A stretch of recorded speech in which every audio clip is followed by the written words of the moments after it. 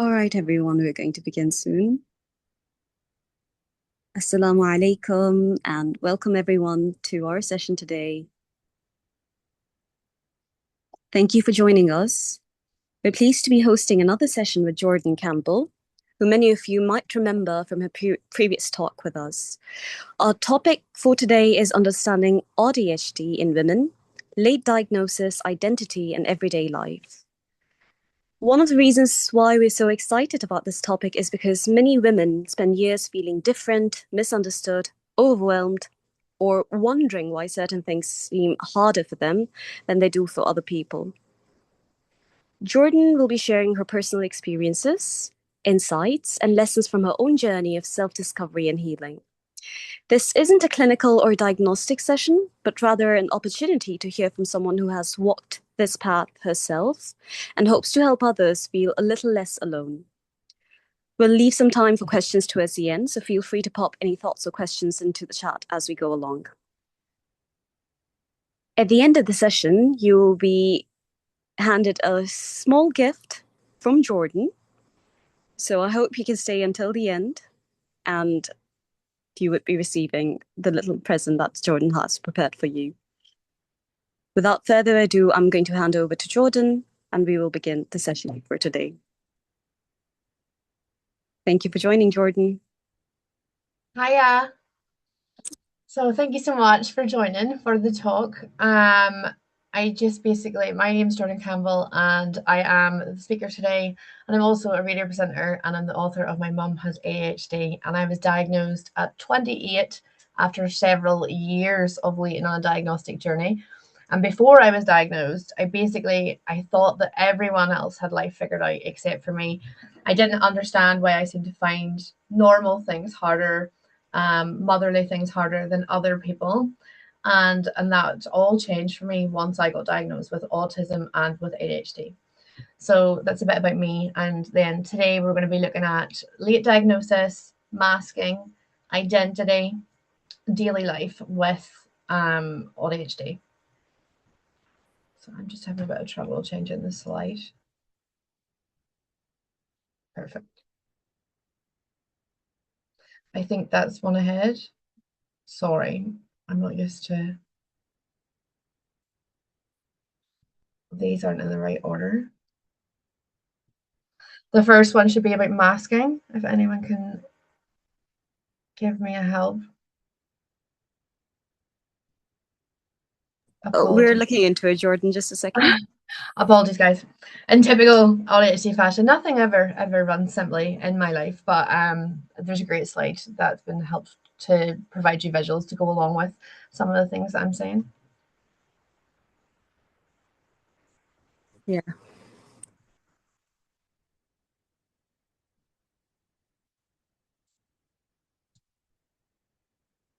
There we go. Oh, almost. I don't know why it's not letting me have control on my side. Anyway, so I can start talking to you about masking. So masking can be defined as the act of concealing one's true identity, emotions, or natural behaviors to blend into societal norms, protect yourself from judgment, or to conform to specific situations. So before I knew what masking was, you feel it, so you might relate to that a little bit. I had said to my friend as young as primary six that I just can't be myself around you, around anyone. And she asked why, and truly I didn't have an answer. I couldn't explain it, or there wasn't words for it. I just knew that I changed parts of myself to suit who I was with. And I noticed that other children weren't. And then that started that feeling of I'm not normal. And years later, I found out it's called masking. So the toll of masking to me is copying others, rehearsing comprehensions, people pleasing, and it's exhausting after social interaction because it just takes so much effort to make yourself be, to almost perform. And I think this image does it beautifully because you're so calm on the outside and underneath is just chaos. So I have a personal opinion. As I said, I'm not a professional yet. So I feel that with women, masking is second nature. And I actually think it's ingrained into us before we even know what it is, even in the form of like be ladylike, be good. I think women are taught to be, and girls are taught to be agreeable and nice and emotionally accommodating to families, fathers, partners. And so from a really young age, I think we're indoctrinated into hiding our own feelings as a woman in general. So then tenfold when it comes to masking who you are because you've been raised to believe you should be a certain way. So I think that that's how so many autistic and ADHD women don't even know that they're masking. They just know they're exhausted and know they're never relaxed in social settings except around certain people. And then that's when you start to realize, oh, I don't mask in front of those people. Does that sound relatable to any of you? Okay. I'm trying to change slide. I'm not having any luck with that. Perfect. Thank you. Yes, relatable. So then you understand. That's so good to hear that because it is so difficult. Like I especially have an ADHD and autism. I naturally crave conversation when I'm feeling it, and then when I'm around people, it flows. And then when I leave and I'll go home, I might as well run a marathon.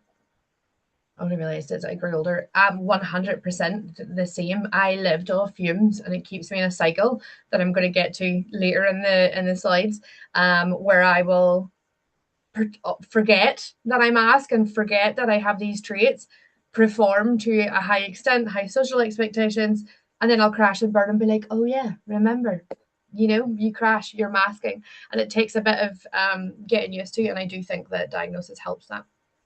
Okay, so what is AuDHD? AuDHD is autism and ADHD shortened, I think probably a lot thanks to social media. It's a bit easier to say. And I want to give you just some small information on ADHD and autism, because obviously there's a lot more than this. So ADHD it affects your entire nervous system, and it's a neurological condition. And it is about regulating dopamine. You have less dopamine, less serotonin, and attention can be hard to regulate. You have more fluid attention, and you would seek novelty, dopamine activities, more high risk, and you're most comfortable in rapid shifting environments. You do not want to be bored when you have ADHD. That stagnation is horrible. And then information with autism would be it's a sensory spectrum disorder that likes predictability and can face a lot of social processing issues, not understanding tone, facial expressions. It's more likely that you'll crave order, routine, clear rules. It's more of a protective introverted, so that you'll need calm, and it requires sort of a systematic understanding of social dynamics and why. And where they intersect is in some of the symptoms, and there's a high probability, I think it's 60%, I'm not completely sure about that. If you have one as a female, you have a high chance of having the other. And the traits constantly mask each other and counteract one another. I find that ADHD and autism are not that complementary to have together. Before I move on, I'm just going to take a question. I think as we grow older, we stop accepting a lot that we did when we were younger, and it feels more obvious. 1000%. On a side note to that, I feel that COVID really amplified it for me. The pandemic, having years in the house, I think. I personally, I can't speak for everyone. I dropped my mask that I didn't even really know I was carrying, to the extent of all day long, every social interaction in the spa to test, like to clients as a hairdresser. And then you dropped it for so long, I find then it was really hard to put back on after the pandemic. And I think I didn't after that. So before I was diagnosed with autism and ADHD, you might relate to this. I find it really polarizing internally, and I always felt like I had a split personality. In fact, when I was younger, I thought I had schizophrenia. Now forgive me, because when I was younger, to me schizophrenia was really crazy in a sort of way. So I was terrified to tell the doctors that I had two sides to me, one that was so hyper and happy and wanted to go talk to everyone, and one that was more introverted and please don't talk to me and I'm terrified of everyone.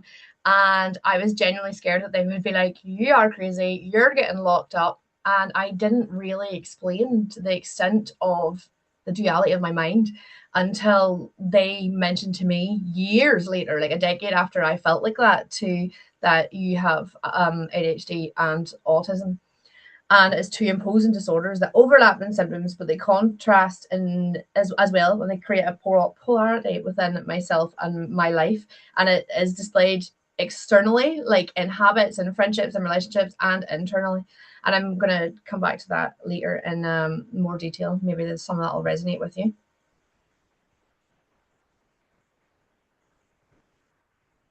Next slide.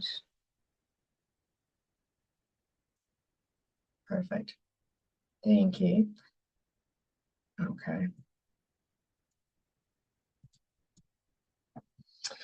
So diagnosis isn't a magic wand. This is actually personally one of my favorite slides in this, because I think when you're waiting for a diagnosis, it can seem like it's going to fix something, and you will have this light bulb moment after. But I'm sorry to tell you, that is not true. It doesn't fix you. It will explain you. It's I would say it's not a cure. It's like a book. So it's basically someone's handing you a book you can now open and learn about yourself and how to better manage yourself and your life. When I was younger, I used to ask the doctor if there was any pill I could take to be normal. I would break their arm for it. I desperately just wanted to be normal, whatever that is now. As I'm older, I understand there's not really a normal. But now, after diagnosis, I was able to learn that my normal is normal for me, and that thanks to social media, that my normal is not that odd in the scale of the world, which I find really comforting. It's just maybe odd in your class, in your university class. And I love that aspect of social media and the internet, and I think it can help understand ourselves.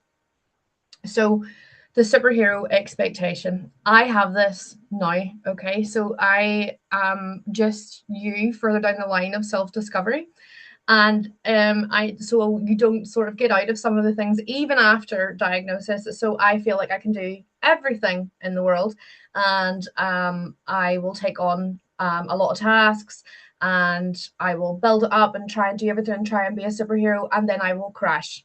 And I've just literally done this. I came back off 4 weeks of social media and not doing, and currently doing the bare minimum because I was unable to reply to people. I didn't message Hannah back for a day or two. And as soon as I started to crash, I realized that I'm stuck in that superhero expectation and cycle again. So getting a diagnosis doesn't eradicate the symptoms. It can just make you aware of your patterns. It can give you the language that spirals, overdoing it, and burnout are still going to happen, but understanding your operating system allows you to spot it faster. So I realized about posting, and then I was posting because I'm an author and I needed to post on social media for the book, but somehow I got lost in that, and then was studying the algorithm of TikTok and trying to post 5 times a day at specific times and trying to do it, and I snapped again and had to come off. So, and that's me years in going, oh, it happened again. So I think that understanding allows you to correct faster and pull back faster, but it won't change who you are, and nor should it. You just need to find a you that's more fulfilling for you and the best version of you that works for yourself.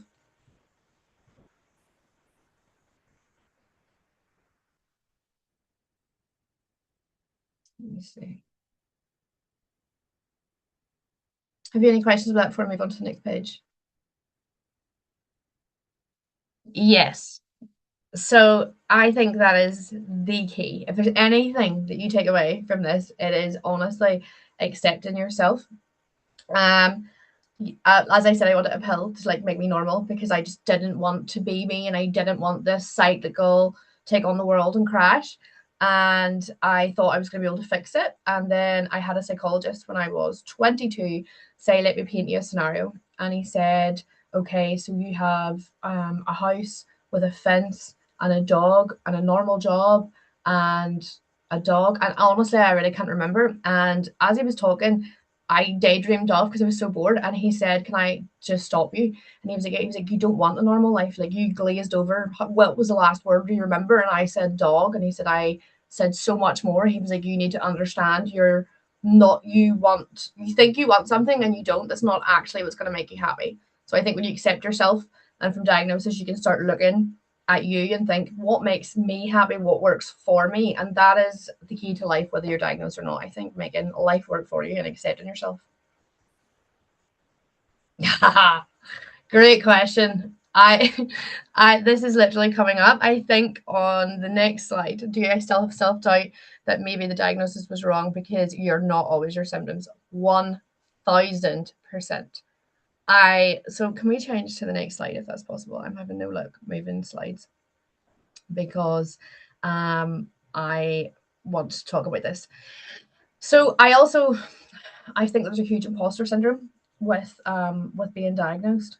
And I was just talking about this before the meeting began, that I will still think that maybe they've got it wrong, or wait, that is, sorry, one second to answer this question. That is ahead. Where are we? There we are. Shame, guilt, imposter syndrome.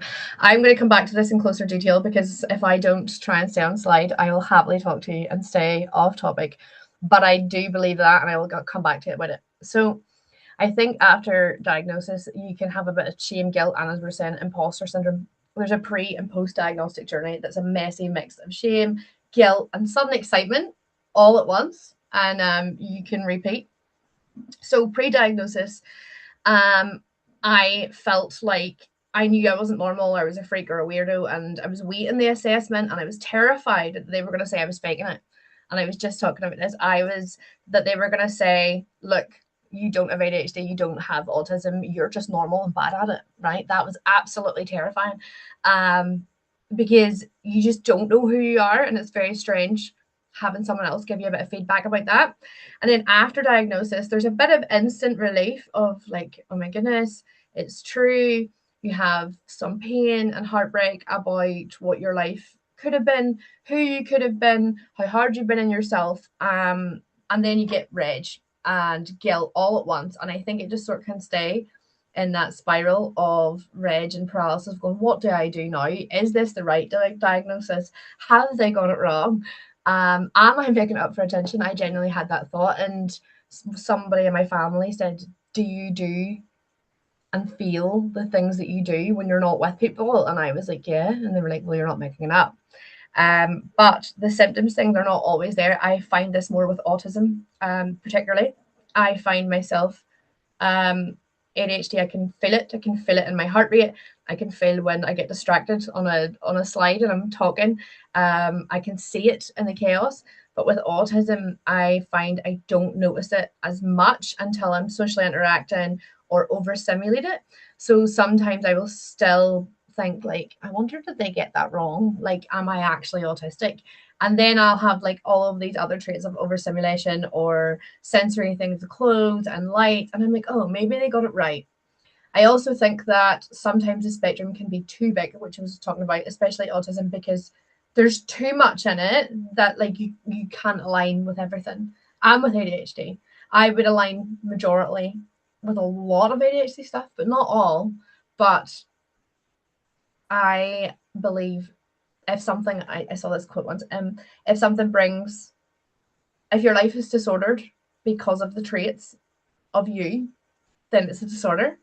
You know, so if it's not like, if things last like a week or something, or 2 weeks, then I wouldn't be rushing to get myself diagnosed with anything. But if this is a lifetime of symptoms or traits that come and go or flare up in different situations, then that's caused disorder in your life. Yes, when you're overwhelmed, it feels like all the symptoms are there, but regulator camera, everything's okay. I feel this way. That is my perfect description of why I have an imposter syndrome, particularly with autism, because it doesn't display for me as much. If you take me to a grocery store, that is my idea of living hell. I cannot explain it. Lights, noise, fear of social interaction, the hum of everything. I can hear all the fridges, and I feel autistic, okay, for lack of a better term.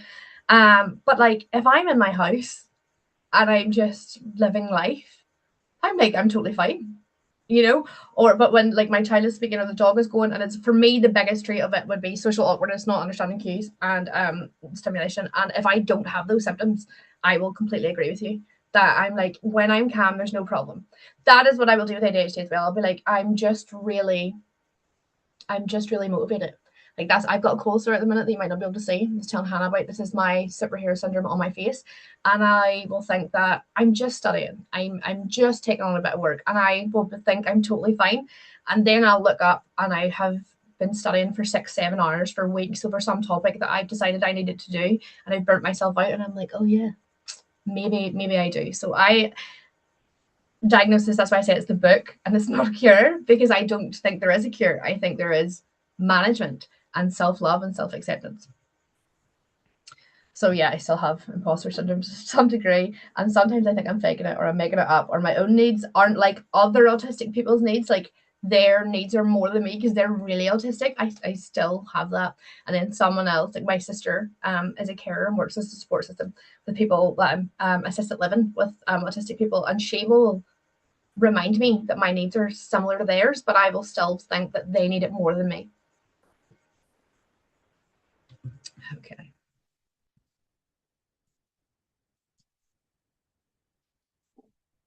I'm loving all the questions, by the way, and I'm loving it. I mean, I love that it relates, because truly, I think that is the most important thing.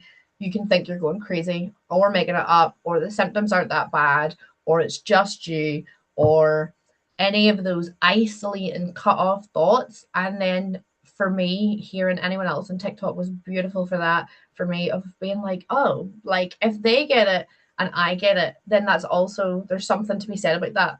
When 1,000 people with ADHD or agree on one thing, then I'm like, oh, maybe it is ADHD. Whereas I don't have the confidence in myself sometimes to think maybe that's a trait. I'll just sometimes still blame myself. So I spoke earlier on a bit of duality, and it's basically about autism and ADHD. And I find it's like two different operating systems within the one soul arguing. And I think some of this might resonate with a lot of you. I find ADHD is very expansive and a larger than life side of myself. So I'm craving excitement, novel plans, like let's just do this, let's go here. And I want dynamic social interaction. And I would suffer if I was understimulated. So if I'm bored, that's the worst thing for me. And then autistic is more protective. So I'll slip into, I want to cancel the plans that the other side of me made because it's overstimulating and I've burnt out a bit. So the autistic side of me needs to withdraw, calm down, recover, and it's painful when you're autistic and you have overstimulation. And I find that can feel like two completely different souls with completely different needs occupying the same body. And I find it really, really difficult. To touch on that, I find as a woman as well, I would find that I notice cyclically the issues of having ADHD and autism. So I find that there's a cyclical pattern. So ovulation time, follicular time, I have extra hormones. So you've got a bit extra dopamine, which you need for ADHD because you're in deficit. I am therefore elevated. There's more serotonin. I want to make plans. I'm a social butterfly. And I book all of the exercise classes and I make all of these plans throughout the month. And then, like an unwanted relative at Christmas dinner, the little face shows up and your hormones drop back down. Everything drops back down. And I will find that I will have to deal with the plans. My autistic side will have to deal with the plans that ovulation and ADHD side made.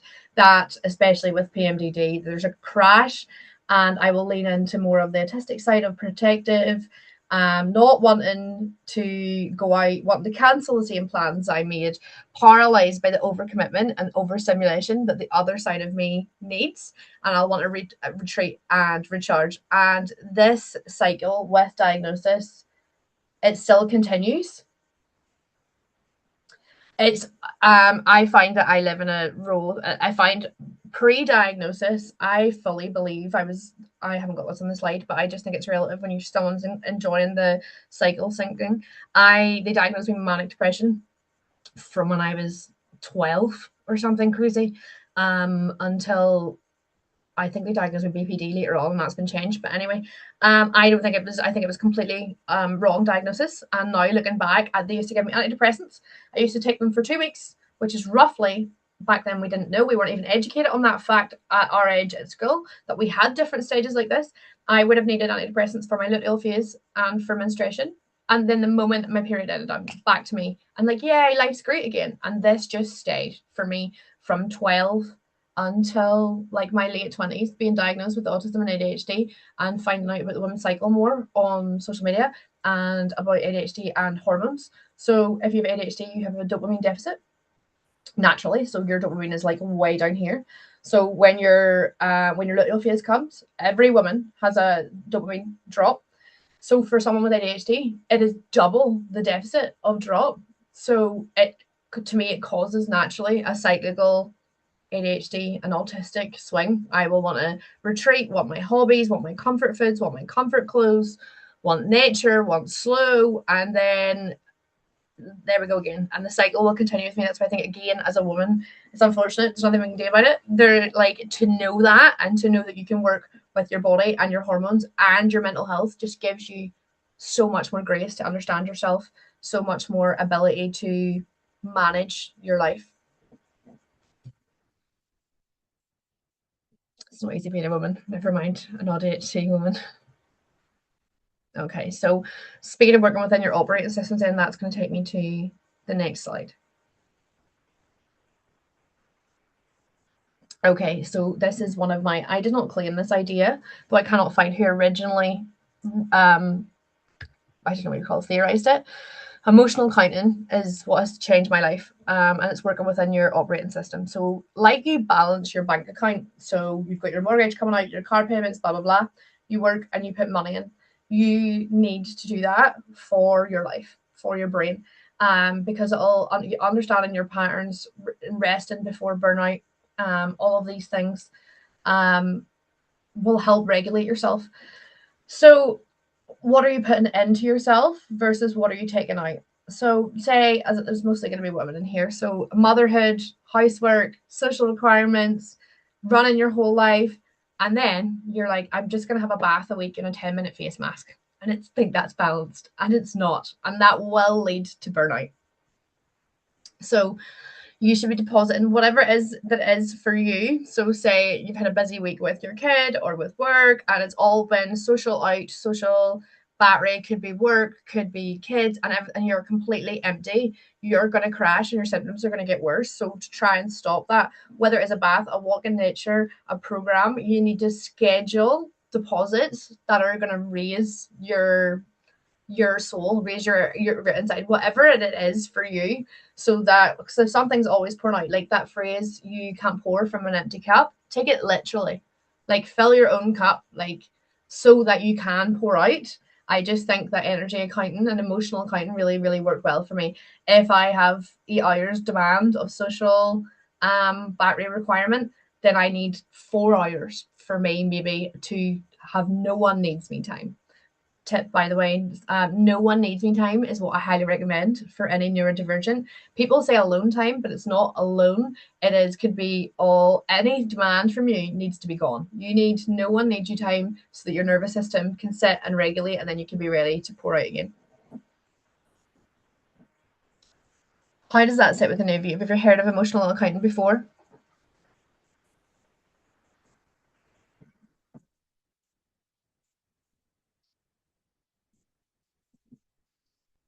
Okay, well, if you haven't heard of it, then it might be a beautiful thing that you can take away from today. Just it could be, yeah, you can pour for an empty cup. And I would have tried to like 100% pour from an empty cup and would have felt guilt at rest. I have a bit of an output addiction. I feel like I always have to do and have to be, but then that keeps you in the cycle. And this is where Diagnosis is that book, and it can help you now that you know need timeouts. I 1000% need timeouts.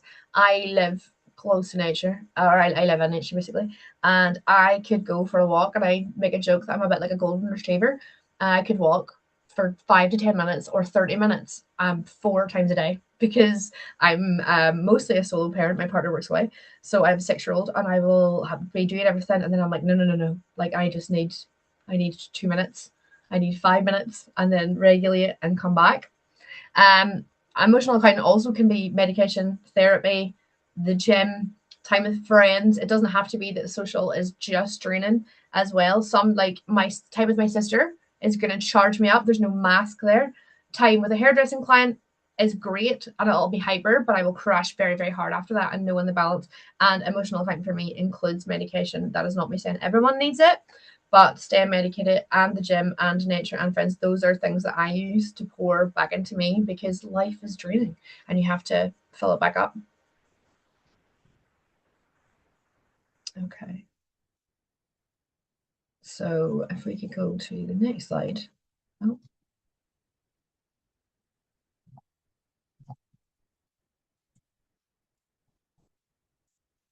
I think that's too, have I done that? It's too far. Yes. Okay. So I just sort of want to use to take away that you're not broken at all. You're just misunderstood, including, and I would even say mostly by yourself. I'm going to get back to your question just in a little second. I want your goal to not be to be normal, but understand yourself enough to build a life that fits. And remember, I'm not a professional. I am going to take on a master's in psychology to sort of become one, but it's not going to matter really. Everything is more important by someone that's lived it and knows that you can do it. I just want to be a friend to others like me and want to help out speaking about things. And I want you to know that you're enough the way that you are, and it will just take time, just like learning to walk, learning a new language. Whenever you learn a new language, not that I've ever managed to complete it, you're learning little simple words, and then the more words you know, you become a sentence, and then you can understand a paragraph, and then you can understand so much. A bit like that with this. And then yes, I have created a handout, okay, that is all of the tools and tricks I have used over the past several years to help me with my mental health. I just want to make it clear I am not a professional. This is not medical advice, but it truly is my entire life on an attachment that when I said I had to retreat there for 4 weeks, I went back and that's how the list became. I started to think, what can I give these people that they could take away from that you could use yourself, and there's suggestions of TV, books, audios, things to do that you can look at to help find your normal and help you to be the best version of yourself. Some of it will resonate you, some of it won't. But as I said, it's not professional advice, it's just a collection of what I have done on repeat since my diagnosis to help me become the version that I am now, sitting in this chair, being able to talk to other women like me. So I hope that you like it, and I'll get Hannah to add that. And then I am happy to take any questions, and I'll start with the one that is in front of me here. Thank you. Thank you, Jordan, for giving such a lovely talk and for touching up on so many important points through the talk. I feel like it really did resonate with a lot of people who've joined in with us today. And yes, we will be moving on to the Q&A session now. And I'll ask you the questions and you can have them answered. Mm-hmm. Okay. The question I see here, do you struggle with saying no, especially understanding that you are being asked something and have the choice to say no? I'm horrendous at saying no. I am awful. If I say no, I feel like I deserve a treat. This is why I want to speak to you as a peer and not a professional, because yes, if someone asks me to do something, it is ingrained into me to be a bit of a people pleaser, and I want people to like me and I want to help people, and I really struggle to say no. In text message, this is part of the reason I don't answer the phone, by the way, which is I don't know a healthy strategy or not. If I see someone phone me, I don't answer it because I know whatever they say. If they're like, "Can you move to thingy right now?" I would be like, "Yeah, of course I can." And I don't know why. And so I try and get my requests in text message so that I can process it. But I have told my mum for the past 3 years that I'm not looking after her dogs in July, and I'm looking after her dogs this July. So she is putting them into kennels 1 week this time instead of 3. But of course, I have said yes. Of course you did say. It's just hard. Okay, thank you for sharing that, Jordan. What is one misconception about AuDHD that you wish more people understood? Oh, there's probably so many. I might sound simple to someone that doesn't understand, but I don't think it'll sound simple to you. I wish people understood how hard it is to be that, to have it. I don't know if you be it or we have it or what it is. I don't think people understand how hard it is to be conceptually aware of what you're doing. So interrupting people, talking, overcommitting, people pleasing, or snapping at people from overstimulation, right? And conceptually, mentally understanding that it's rude or you shouldn't do it, but not being able to. Being able to understand but not control yourself, some of your actions, how you appear, how you sound. I find that I don't think people realize how hard it is. It just that it's not a choice, that we're not choosing to be difficult, we're not choosing to be too emotional or too withdrawn after burnout. We're not choosing any of it. At best, on my best day, I am managing it and I'm trying my hardest. And I don't think others understand just how much effort it takes to try and do that, to try and be. Mm-hmm. Yeah, 100%. I agree with you. Like you have to be a person. You have to be in the person's shoes to truly understand how they're feeling or what they're going through. Okay, I see another question here. How can someone tell the difference between being introverted and masking? That's a really, really great question. Now, some of these, I'm speaking from personal experience. That's a brilliant question. How do I tell? So for me personally, as I've said, I find I have become more autistic, by the way, or had more issues since I've been medicated for ADHD. I can go into that if you like. But when I was younger, that's the only way I can try and explain it. I wouldn't have felt introverted at all. Okay, so I would have been felt quite extroverted. It's when I think that you are trying to control a situation, and I don't mean that to sound toxic or manipulative in any way. I think that if you're aware of the person in front of you and you're in your mind and you're like, okay, focus on what they're saying. Did you agree with them? Is that the right answer? If you're policing your own thoughts, mannerisms, and traits, I would tend to lead that towards masking. And again, that's not a professional opinion; it's just mine. Because yes, introverted, you can just not want to like, you can just be a bit more withdrawn, and I think that's fine. I think my partner's introverted. Okay, there's I'm trying to explain it. I need to use images. So he crashes from social time, but when he is in a social setting, he's the same person he is when he's crashing. He's just a more tired version of that after social. Whereas I like I'm a shell of myself after hours of masking, and I will like my whole body is switched on and I'm thinking about every thought and I'm doing that, and then I crash after and can get quite emotional. Whereas he is more introverted. He does not feel autistic and he is not diagnosed. He is neurotypical as he believes and as I would say.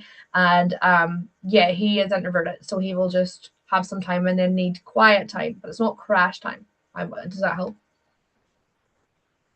Great. Yeah, totally. I think that example really does help because it shows the difference between what masking does to you and how introverted personality could come out, and how that could play out after social settings. So that really does help. Thank you. Um, and I hope that answers the question as well for those who've asked, for the one who's asked it over here. I see the next question. Is it important to get diagnosed officially? Is it enough if you identify as AuDHD but don't have a diagnosis done with professionals? I think this is a great question. I've talked about this when I have given talks in libraries. I do not think that a diagnosis is the most important thing at all.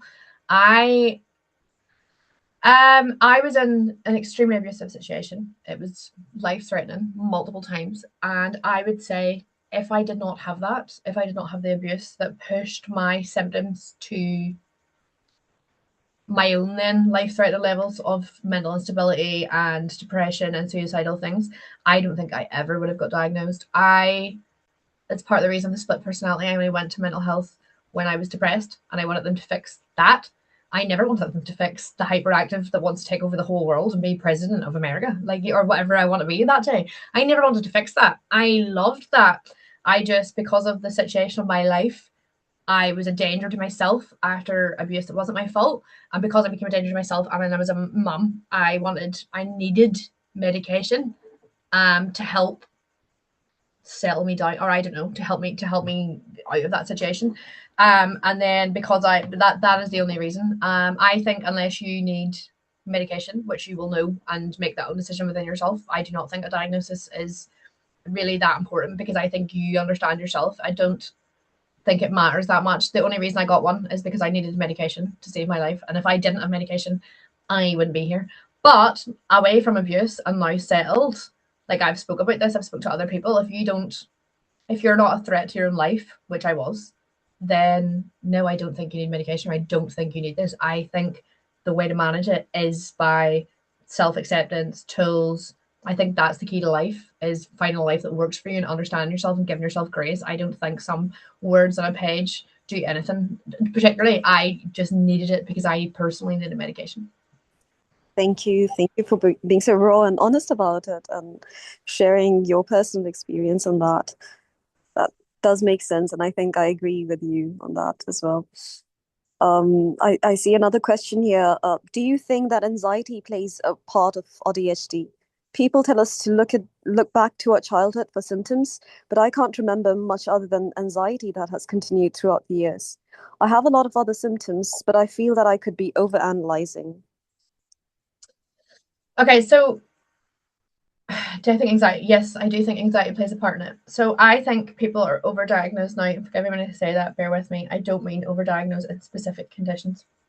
I think they throw a million labels at I think they throw many labels at people. So before I was diagnosed with autism and ADHD, they had me diagnosed with anxiety, manic depression, BPD, borderline personality disorder, emotionally unstable personality disorder, and something else, right? It was literally they threw every letter at me at the alphabet. And really, if you look into autism and if you look into ADHD, anxiety falls within that. So I think it is part of it and not a separate thing. The anxiety I feel on a daily basis is crazy. A question that maybe will help for you is something they asked me when they were diagnosing me, and they asked me, "Are you ever calm?"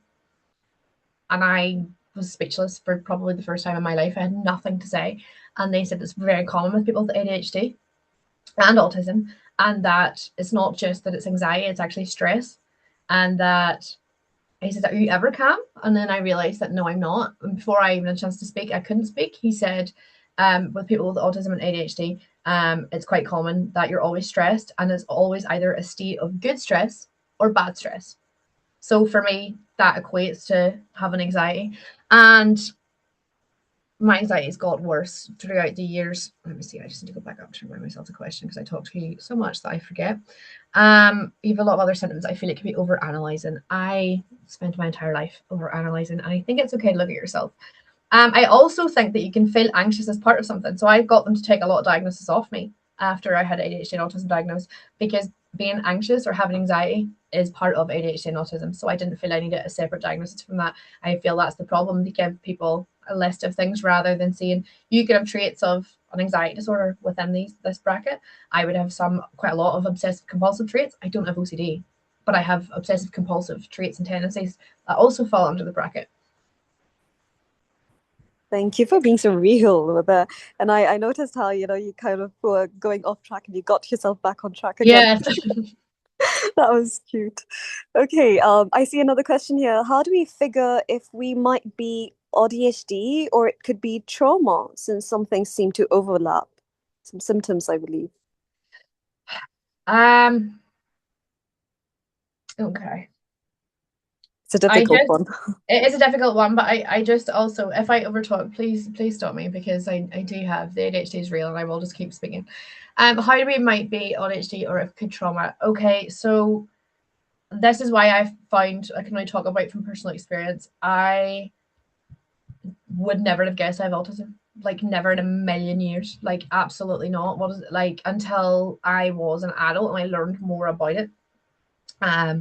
I knew the ADHD, if you look back, is far more displayed, and I would have had quite a lot of trauma. There's quite a lot of abuse in my history, and I believe it made me worse. This is something that is up for debate in the medical world of whether that there is trauma-induced autism. This is something that I've spoke to my mentor about. It's not something I post about online because I'm not a professional, so I've just have it in discussion. I would personally agree with it with me. When I look back at myself under 16, there's a RADS test, RADS, and it asks the questions beautifully of over 16 and under 16. And under 16, I don't really answer many questions in what I would say would be an overly autistic manner. But after 16, and I had a lot of trauma from 12, 13, 14 going through into my adult life. So I think that trauma did cause some of my symptoms, and I don't genuinely know if I've always been autistic or trauma caused it. It is not something that is accepted fully in the medical world. My mental health mentor agrees with it. He was like, "Have you heard of this?" I said no. And when I was talking to him about my school experiences and about abuse, and he was asking me about my social interactions and capabilities after all of these events and how it kept changing, I feel like I got more autistic. I feel like trauma has had a huge impact. So I don't know if it's trauma or trauma caused for me. But I do think it's very, very, very linked because it links how you shape the world, your brain chemicals, all of those things. I can see that, and that is an interesting kind of view as well. Like, it is linked rather than two separate things. Oh yeah, Like you could be just AuDHD, or you could, your symptoms could be something trauma related as well. But the link between the two is something that is interesting, and how you've mentioned that you've noticed it in yourself as well. So that, 100%. yeah. I was a social butterfly, like I really, really was. And I had anxiety about speaking to people, but like not the way I am now. Like I'm a different human being.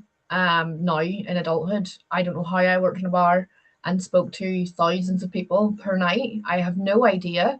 The idea now of me doing that would terrify me. So I have CPTSD. So that would this is where I understand that like trauma and it's all far more linked than people understand. So CPTSD symptoms can look like anxiety and look like autism and ADHD, and it's only from professional help that I then know that it is trauma and these two things. But I think again, this is what difficulty is. I think conceptualizing that, yes, I understand the words that are coming out my mouth, and I'm sure you do as well. But inside, I can't tell the difference if I'm crying because I'm autistic, ADHD, or CPTSD, and because someone rang the buzzer really, really loud and it's overstimulating to me. I don't know what the difference are. I just know the resulting symptoms and that there's a correlation. Yeah, like you just know that this is you. This is, how Yeah, you're living, and that's life for you. So yeah, completely get that. Yes, I agree with you. Like, only with professional help can you really realize what problems you're having, or the help that you could get. So that is something, quite interesting as well. Thank you for sharing all of that, Jordan. And I believe those are all questions. We do have a comment here where I hope we can overcome autism and ADHD. I personally feel extremely stressed due to my procrastination and lack of focus. It really affects my daily routine. So I think that's just a comment. But do you have any tips or anything to share? absolutely. Again, I don't think that you'll ever be able to overcome it. Fair play if you can. I don't think for me it's more about managing it. By procrastination is a vein in my life and lack of focus. So I think you just have to learn some discipline, which sounds more simple than it is. But I now know that I'm like, okay, you are procrastinating, and I am an adult. I'm 33 years old. I have a choice that I can try and do the dishes anyway, even though I'm procrastinating. Sometimes it works and sometimes it doesn't. And also for procrastinating, this is a coping mechanism. This is not professional advice. I set timers because pressure really helps, as commonly known with ADHD. So if I use the air fryer, or it could be an alarm on my phone, my kid hates it. I will say, right, we have an hour to do this. And I'm like, that invisible pressure will help snap me into focus. That's why I used to do assignments the night before the deadline. And it took me 6 years in university to stop doing that. I didn't do that, like to stop using pressure to focus. So with procrastination, I find pressure helps me. So I will say, invite someone around, or say, I have to do this before the air fryer goes off, or I'll set myself pressure to help my procrastination and discipline to just do it anyway. Yeah, that helps. That does help, and I believe like body doubling or something like that as well. Oh, yes. Yeah, definitely does help. Thank you so much, Jordan. Thank you for taking the time out to speak about AuDHD and for helping us understand it better, for answering all the questions, and for, you know, giving everything that you have. to us and, to helping people out. Thank you so much for joining. Um, I believe that's everything for today. I don't see any more questions. And we How, will, yeah. sorry, how do I add the wee attachment? I can't seem to do it on my end. Oh, I'm going to send the attachment soon now. So Oh, we okay, do have, perfect. we do have a lovely little present from Jordan. I'm going to send it here in the chat box, and we're also going to be sending it on our events group. So, Sister Isla, if you could share the link to our events group, and we would be pinning it over there for the others to download it or to find it. I'm just going to send it now in the chat box. Hope you all have a lovely rest of the day, and that would Thank you be so much for for today. everyone and for you, and thank you, Hannah, for giving me the space to have this conversation. I'm so grateful that we're all talking about it, and I'm so grateful for everyone that came today. And I hope that I've left you with some information or stories that help. Thank you so much, Jordan. I'm just going to attach it, or if Sister Ida could share it in the chat box as well. Trying to put it on here, and then we'll be done for today. Thank you, everyone. Hope you have a lovely rest of the day. Take care, Thank and you. see you all. Thank you, Jordan.